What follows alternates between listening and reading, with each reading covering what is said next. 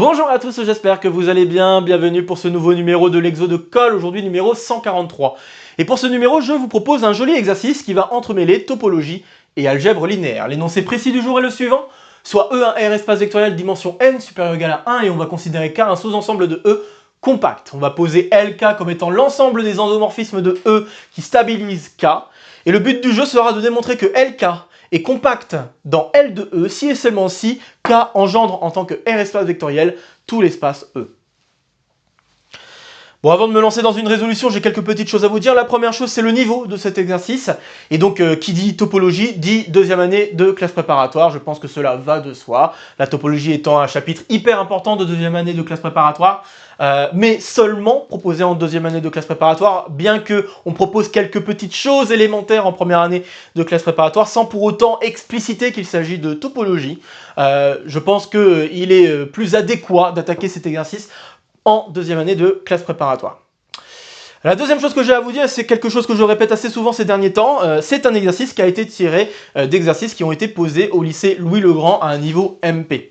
Donc ça fait partie d'une liste d'exercices que j'avais pu récolter durant surtout mes années où j'ai collé.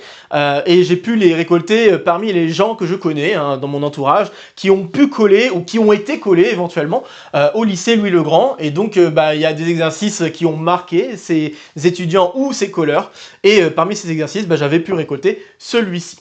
Et donc les précédents exercices qui sont tombés aussi sur la chaîne, et peut-être les futurs exercices que je mentionnerai venant de Louis-le-Grand, sont des exercices justement que j'ai pu récolter de ces gens-là. Donc je me permets vraiment de le souligner, surtout qu'à la base je ne pensais pas forcément les sortir sur la chaîne, mais bon avec les années qui sont passées, les différents exercices que j'ai pu proposer, j'ai pu noter que la moyenne d'exercices que j'ai pu proposer sont des exercices assez compliqués, assez ardus, et donc je pense que ces exercices-là ont aussi leur place sur la chaîne. La dernière chose que j'ai à vous dire, c'est plutôt un aspect technique pour moi vis-à-vis de la chaîne.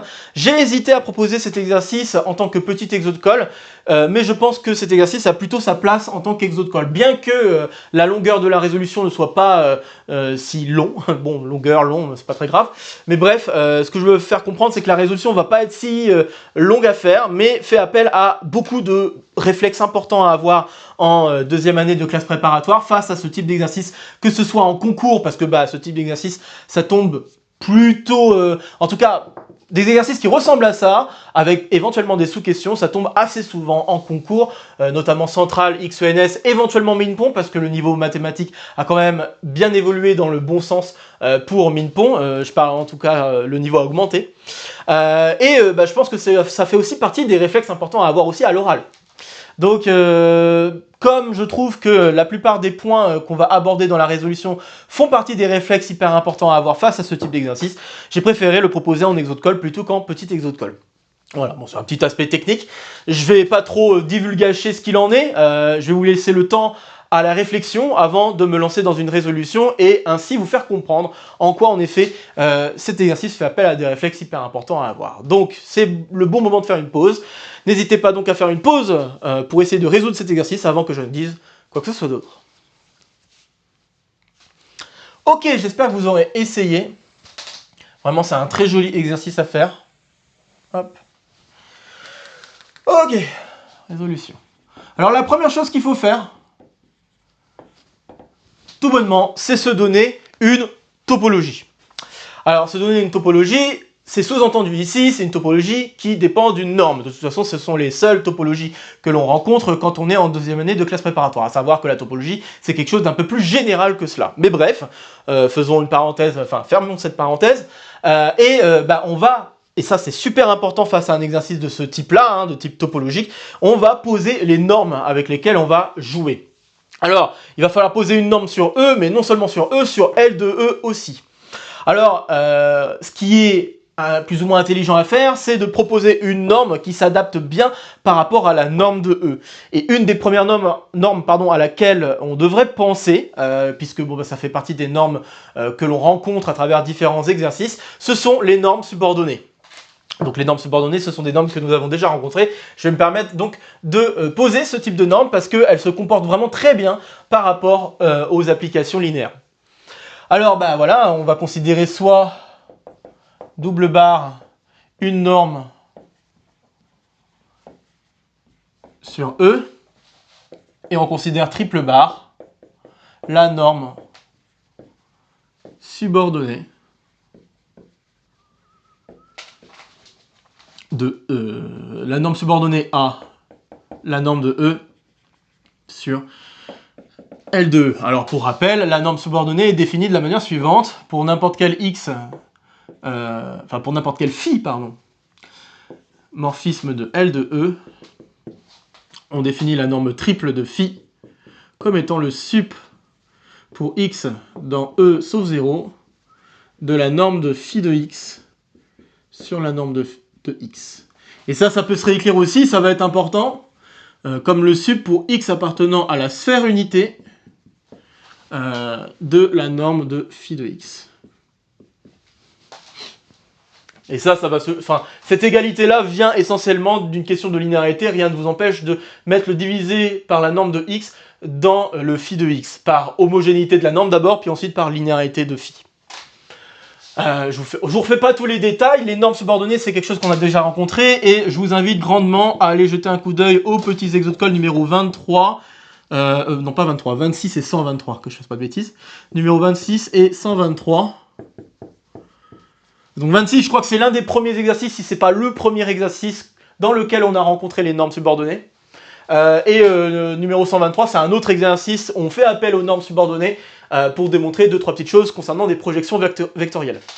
Donc voilà, je trouve que c'est assez intéressant à aller voir, notamment si vous n'avez jamais manipulé cette notion. Et pourquoi faire appel à la norme subordonnée? Tout simplement parce que, comme j'ai commencé à le dire, elle se comporte super bien avec L de E, puisque ça va être une norme d'algèbre. Et qui dit norme d'algèbre dit sous-multiplicativité. Donc, bon, ça peut servir, je pense que ça peut être assez utile d'avoir cette norme triple par rapport à phi, et surtout qu'elle se comporte par rapport à E. Donc, on va pouvoir utiliser des propriétés liées à l'ensemble des éléments qu'on prend dans E, donc notamment là ici K, via cette norme-là et la norme E qui apparaît ici.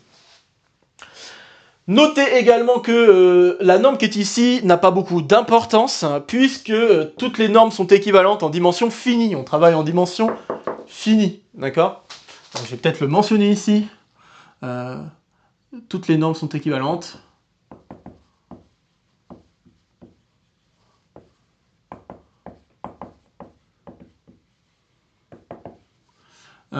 Donc ça n'a pas quart dimension de finie.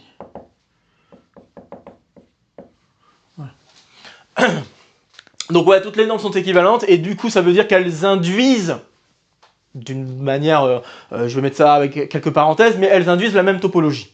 C'est ça que ça signifie. Donc ça veut dire qu'un compact pour une norme, ça va être un compact pour une autre norme. Voilà, un fermé pour une norme, ça va être un fermé pour une autre norme. Grosso modo, c'est ça que ça veut dire. Et donc c'est pour ça d'ailleurs qu'on fait un abus de langage généralement quand on commence à parler de compacité de fermeture ou même d'ouverture.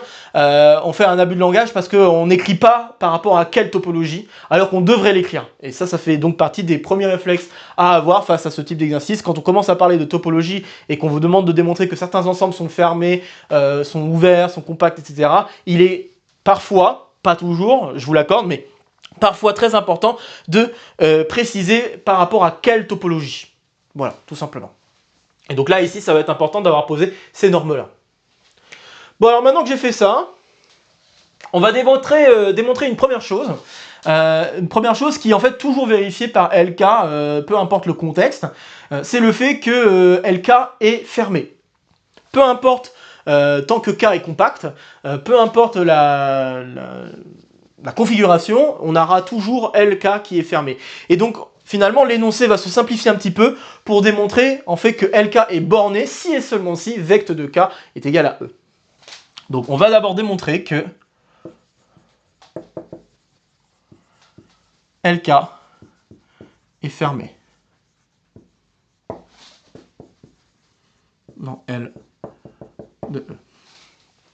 Alors pour montrer que LK est fermé, il faut prendre, on peut la jouer ainsi, la compacité c'est équivalent à la compacité séquentielle, et donc on va prendre une suite d'éléments dans LK qui convergent vers un élément dans L de E, et le but du jeu sera de démontrer que cette limite est également dans LK. Donc là je vais utiliser compacité séquentielle.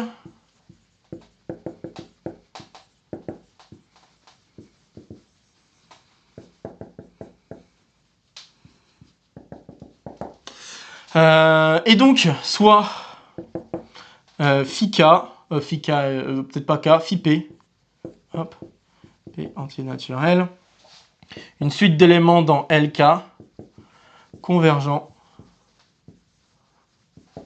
vers convergente vers phi. Montrons que phi est dans LK. Alors pour montrer que phi est dans LK, ce qu'il faut c'est prendre un élément de K et vérifier que son image par phi est aussi dans K. Et en fait, on va utiliser tout simplement la compacité dans K, puisque on va calculer ce X pour chacun des phi P, mais on sait déjà que phi P est dans LK, donc phi P de X va être dans K. Et du coup, on va se retrouver avec une suite d'éléments qui est dans K, qui converge vers phi de X, tout simplement parce qu'on a la convergence par norme triple, donc la convergence par norme triple va impliquer la convergence par norme tout court, grâce encore une fois au lien entre norme subordonnée et norme sur E. Et puis une fois qu'on a ça, on conclut, puisque du coup ça veut dire que phi de x doit être aussi dans K par fermeture de notre compact. Essentiellement c'est ça le truc. Ok, donc j'écris, alors soit x élément de K, on a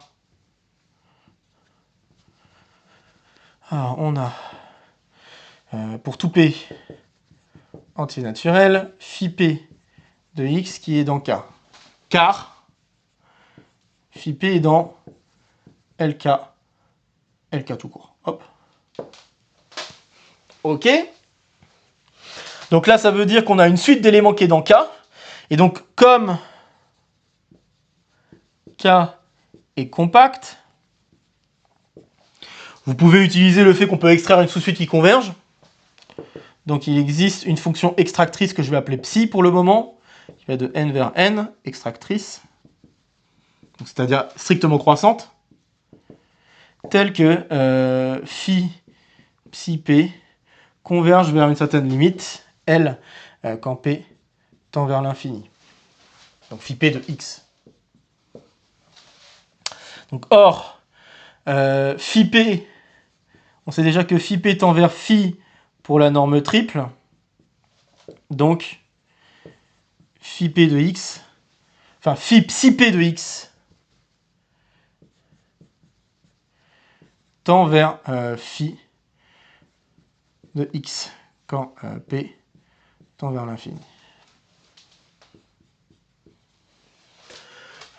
Et donc là c'est terminé, hein. On a une limite d'éléments qui est dans K, donc là ici j'ai oublié de préciser mais la limite ici est dans K.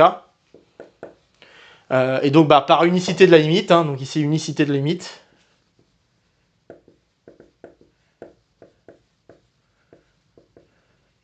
On conclut en effet que phi de X est aussi dans K.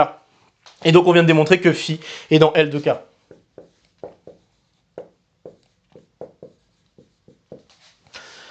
Voilà, donc on vient de démontrer que peu importe la situation, LK est toujours fermé.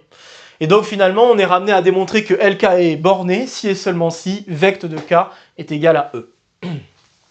Alors on va démontrer déjà un sens à cette affaire, et on va démontrer notamment le sens direct.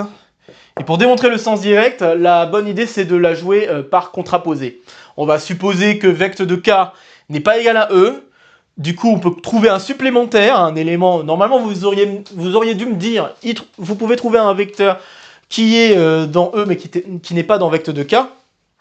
Mais après, avec ce vecteur-là, on ne peut pas encore faire grand-chose, parce que dans ce vecteur-là, il peut y avoir des composantes dans vecte de K. Donc, la bonne idée est plutôt de dire, je vais prendre un supplémentaire à vecte de K, et à partir de là, construire un morphisme qui est dans L de K, et pour lequel, malheureusement, la norme triple tend vers l'infini. Enfin, on va construire une suite plutôt d'endomorphisme de L de E qui serait dans L de K et tel que la norme triple diverge. Ok, donc contraposé. Supposons que vecte de K, c'est pas tout E. Si tel est le cas, on considère un supplémentaire du coup non réduit à 0 de vect de K. Je suis pas obligé de j'ai pas besoin de le préciser parce que, étant donné que vect de K ne fait pas tout E, on est sûr que la dimension de F est au moins 1. Mais je le précise juste pour dire qu'il y a forcément un vecteur non nul dans cette affaire. Donc on a ça, on considère F supplémentaire de vect de K, et donc on va maintenant construire une suite d'endomorphismes dans LK dont la norme triple converge. Et pour cela, on va se donner des bases, hein, puisque pour définir un endomorphisme, il faut considérer une base et expliciter quelle est l'image par phi des éléments de cette base. Donc, soit B1 jusqu'à BL, une base de vect de K, et C1 jusqu'à Cm, base de F. Et donc par conséquent, en faisant une jonction entre ces deux bases, on trouve une base de E. Puisque les deux espaces sont supplémentaires. C'est-à-dire la somme directe fait E, hein, pour rappel, c'est ça que ça veut dire. Donc ok, et maintenant que j'ai fait ça, soit phi p dans L de E défini par deux points. Notez encore une fois, hein, comme F est non nul, le C1, vous allez forcément avoir au moins un vecteur dans cette affaire, donc M est supérieur ou égal à 1. Il n'y a pas de problème, il y a au moins un vecteur dans cette base de F. Et donc, on veut que l'image de n'importe quel X dans K reste dans K. Le truc le plus naïf qu'on puisse faire, c'est de dire, on envoie un élément de K vers lui-même. C'est ce que je vais faire. Donc, en effet, je vais demander à ce que phi p induit sur vect de K donne l'identité.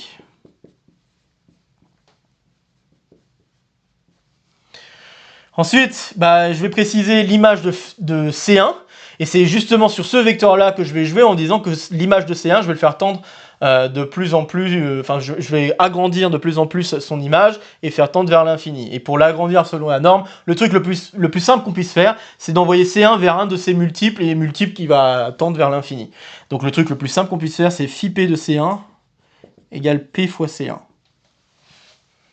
Et puis, phi p de Cj pour j différent de 1, on va l'envoyer directement vers 0 pour faire un morphisme super simple.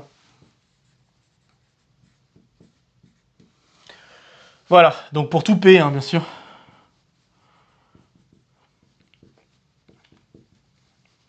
Entier naturel.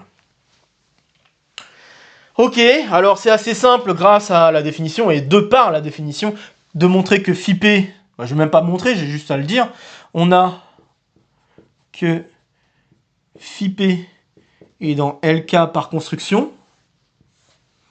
D'accord? Puisque sur vect de K, c'est l'identité.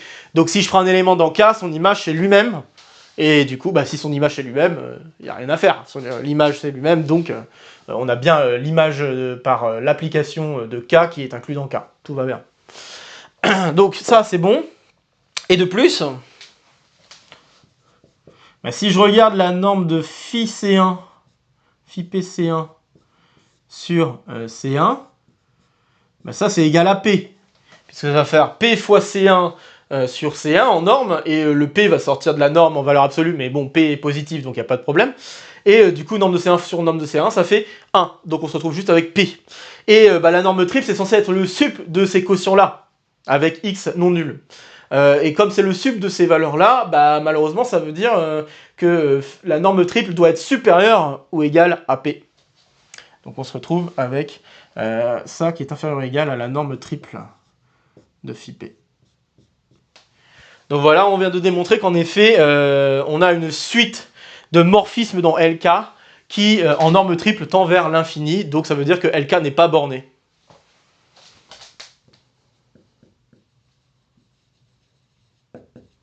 Donc LK non compact. Bien sûr, on rappelle le fait qu'en dimension finie, un fermé borné est un compact. C'est un si et seulement si, hein, bien sûr. Donc un espace compact est fermé borné. Et dans l'autre sens, un fermé borné est un compact. Bien, donc ça c'était le sens direct, on va attaquer maintenant l'autre sens, hein, la réciproque.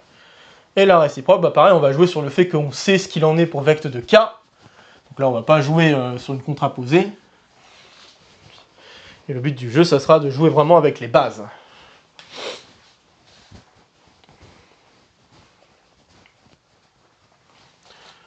Hop. Ok. Alors, donc, dans l'autre sens. Donc, supposons que vecte de K, c'est égal à E.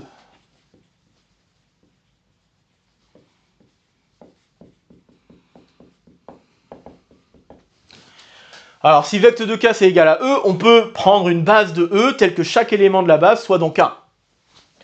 Donc, soit B1, la base, enfin, l'espace étant N, je vais l'appeler jusqu'à Bn. Une base de E telle que, donc une, telle que, eh bien, les BI sont tous dans K, pour tout I.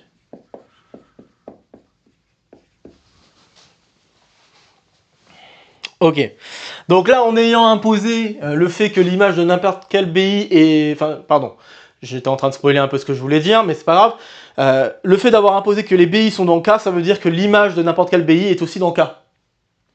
Et comme c'est une base, ça veut dire que si je regarde l'image par un élément X de E, eh bien cet élément X, je peux l'écrire en combinaison R linéaire des BI, et du coup je vais avoir des images qui sont tous dans K.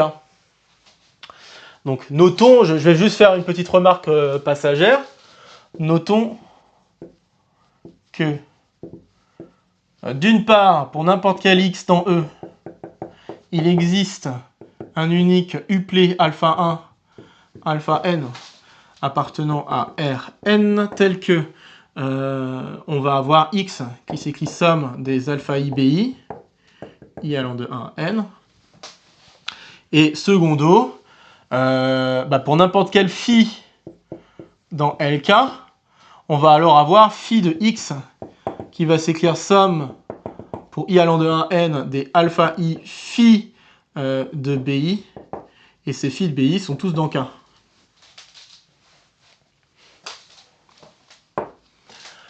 Ok. Bon, il faut montrer maintenant que Lk est borné. Pour montrer que Lk est borné, on peut la jouer par l'absurde en supposant que Lk n'est pas borné et arriver à une contradiction. Puisqu'on sait que K est compact, donc comme K est compact, on sait que ce... je suis en train de me poser la question si j'ai vraiment besoin de... Où est-ce que je peux la jouer autrement? Je réfléchis. Non, je pense que je vais peut-être plutôt la jouer par contradiction. Donc je vais supposer que, oui, la norme de... donc je vais supposer que la norme triple, donc Lk n'est pas borné par rapport à la norme triple, ça veut dire qu'il va exister une suite de morphismes phi p telle que la norme triple peut être aussi grande qu'on veut. Le problème, c'est que je vais montrer que je vais pouvoir majorer en fait mon morphisme en jouant avec notamment les éléments qui sont dans phi, dans la sphère. Alors je suis juste en train de me poser la question si je peux éviter de l'écrire en passant par une contradiction, mais je pense que je peux peut-être éviter de l'écrire en fonction d'une contradiction.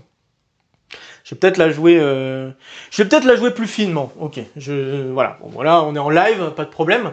Donc, on va pas faire une contradiction, on va plutôt y aller directement. Donc, si je prends x, alors je vais faire une remarque d'abord. On sait que la sphère unité est fermée bornée, donc est compacte. Car fermé borné dans E. Ok. Et le morphisme, donc si je considère le morphisme qui... peut-être que je vais la jouer comme ça. Réfléchis. Ouais, je vais peut-être la jouer... ok, je vais peut-être la jouer comme ça. Donc, j'ai même pas besoin de morphisme en fait. Ce que je peux assurer, c'est que comme c'est compact, c'est borné, et si je prends x dans la sphère, alors les alpha i vont être bornés. Donc c'est ça que je vais écrire. Ainsi.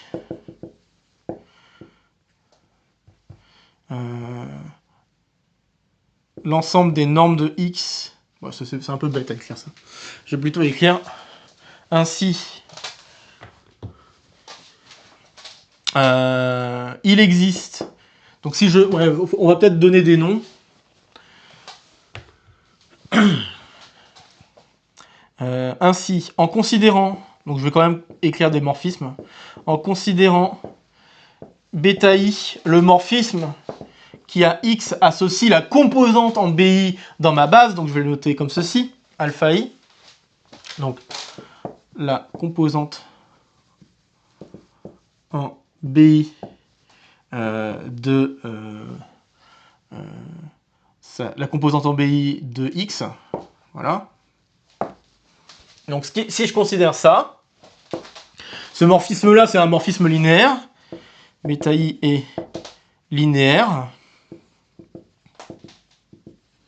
et donc continu. Et donc ça veut dire que chacun des bêta i vont admettre sur la sphère unité un max. Donc je vais pouvoir majorer ma valeur bêta i en fait. Donc ainsi, je vais écrire bêta i de la sphère est bornée.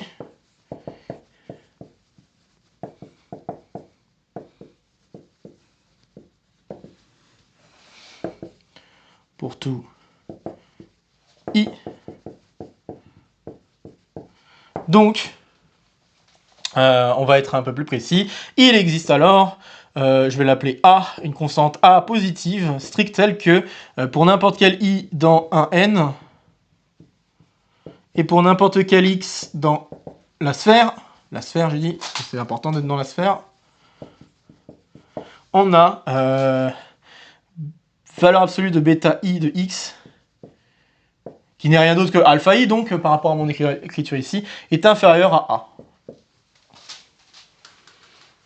Ok. De plus, K est compact. K est compact. Et donc, en l'occurrence, est borné. Donc, ça veut dire qu'il existe M supérieur à 0, tel que pour n'importe quel Y dans K, la norme de Y est inférieure ou égale à M. Ouais, en fait, je vais même éviter complètement la contradiction, c'est cool. Voilà, comme quoi j'ai réfléchi là en live. Et ça paye, hop, ça donne une résolution plus claire. Donc on se retrouve avec ça, et maintenant, si je regarde la norme, vous allez voir un truc assez rigolo qui va se produire. Si maintenant je regarde la norme de phi de x pour x dans la sphère, eh bien on va pouvoir la borner. Donc, ainsi, pour tout x dans la sphère, hop, deux points, on a phi, donc je vais écrire d'abord phi de x, qui est égal à la somme, je vais même mettre la norme, je vais quand même mettre la norme tout de suite parce que c'est déjà écrit là-bas. Donc qui est égal à la somme des... donc les alpha i c'est la même chose que les bêta i de x. Hein. Donc bêta i de x fois x, pas fois x, fois phi de bi. Voilà, on se retrouve avec ça pour i allant de 1 à n. Et donc ça c'est la norme comme ceci. Donc on peut utiliser l'inégalité triangulaire évidemment. C'est ça, donc pour i allant de 1 à n. Donc inégalité triangulaire plus homogénéité. Et on se retrouve avec valeur absolue de bêta i de x fois la norme de phi de bi. Or, la norme de phi de bi, phi de bi étant dans K, on peut majorer par m. Donc ça, c'est inférieur ou égal à m. Très bien. Et puis quoi? Eh bien ça, on sait que c'est majoré par grand A. Donc là, en notant que phi de bi est dans K. Ouais, donc oui, j'ai déjà écrit. Je ne vais pas le réécrire. Donc on se retrouve avec ça. Et donc, une jolie majoration. Tac. qui nous dit alors que phi de x est inférieur ou égal à n fois a fois m. N étant donc le nombre de termes qu'il y a dans la somme, bien sûr. Et donc ainsi, d'où, en passant par le sup, si pour n'importe quel x dans la sphère, on a cette inégalité-là, alors l'inégalité est préservée au passage au sup. Donc on se retrouve avec sup pour x dans la sphère. Et c'est ce que je disais au tout début, il était important de comprendre que la norme subordonnée pouvait se réécrire de la façon avec laquelle je suis en train de l'écrire, puisque ça c'est exactement la norme subordonnée. Donc on a ce sup qui est alors inférieur ou égal à n fois a fois m. Et donc par conséquent, c'est gagné, c'est borné. Donc d'où LK. Ah, j'ai oublié de dire pour tout phi dans LK. Voilà. D'où la conclusion, LK est borné. Puisqu'on vient de trouver une borne uniforme qui convient pour n'importe quel morphisme phi. Et donc, ça veut dire que LK est compact, puisqu'on sait déjà que LK est fermé. Je vais écrire donc, LK est compact. Fermé, borné, en dimension finie. En effet, L de E est un espace de dimension finie, de dimension n carré. D'accord, hein, pensez aux matrices, hein, pour définir une application linéaire, il suffit de considérer une matrice selon une bonne base. Et donc, voilà, la matrice, les coefficients de la matrice, vous avez n carré choix pour les valeurs de votre matrice. Donc voilà, terminé. Enfin, n carré degré de liberté, je devrais dire, pour avoir le choix de vos coefficients dans la matrice. Donc c'est terminé, voilà. Et on conclut que LK est bien compact si et seulement si vecteur de K est égal à E. Bien, je pense que c'est le bon endroit pour conclure, hein. J'ai pas grand chose d'autre à dire concernant ces exercices. Je pense que vous aurez pu noter les différents réflexes qu'il était important d'avoir. Je suis assez content quand même d'avoir pu vous proposer une preuve qui passe pas du tout par une contradiction, vraiment qui passe directement en vous expliquant pourquoi, en effet, on arrive à borner n'importe quelle phi, n'importe quelle norme triple en fait de phi par rapport à une certaine constante qui dépend à la fois de la maximalité des coefficients qu'on peut atteindre sur la sphère, du fait qu'on a des images de K qui sont envoyées vers K, qui sont aussi dans K, et puis après, juste parce qu'on est en dimension finie, donc on peut majorer par la dimension aussi qui est en jeu. Et j'espère que vous avez pu aussi apprécier quelques réflexes aussi assez importants à avoir, notamment le fait que quand on a un espace vectoriel qui ne fait pas tout E, on a forcément un supplémentaire, et plutôt que de raisonner sur le fait qu'on a un vecteur qui est en dehors de l'espace vectoriel, mais qui n'est pas, enfin qui est dans le grand espace, mais qui n'est pas dans l'espace vectoriel qu'on est en train de regarder, plutôt raisonner en termes de supplémentaire, je trouve que c'est beaucoup plus pratique, et notamment là pour ce genre de manipulation pour définir les morphismes que l'on avait besoin. Et puis ensuite, il y a pas mal de petits réflexes que vous avez pu constater, notamment le fait de se ramener à la sphère unité, d'utiliser le fait que la sphère unité est compacte, et puis utiliser le fait que du coup l'image est bornée, etc., etc. Bref, ça fait partie des réflexes hyper importants, je trouve, et c'est en cela que je trouve cet exercice très joli, et il me semble aussi assez important à maîtriser en deuxième année de classe préparatoire. Bien. Avant de radoter, je vais m'arrêter ici. Donc comme d'habitude, n'hésitez pas à partager la vidéo si vous connaissez des camarades qui seraient intéressés par cette vidéo ou par le contenu de la chaîne de manière plus générale. N'hésitez pas à laisser en commentaire vos questions, vos remarques, vos retours concernant cet exercice. Ça fera toujours plaisir de discuter maths avec vous. Ici, ça sera pour me soutenir. Ici, ça sera pour vous abonner. N'oubliez pas d'activer la clochette. De nouvelles vidéos vont se proposer à vous pour continuer à faire le tour de la chaîne. Et sur ce, je vous retrouve très vite pour de prochaines aventures mathématiques. Portez-vous bien et à très bientôt. Salut à tous!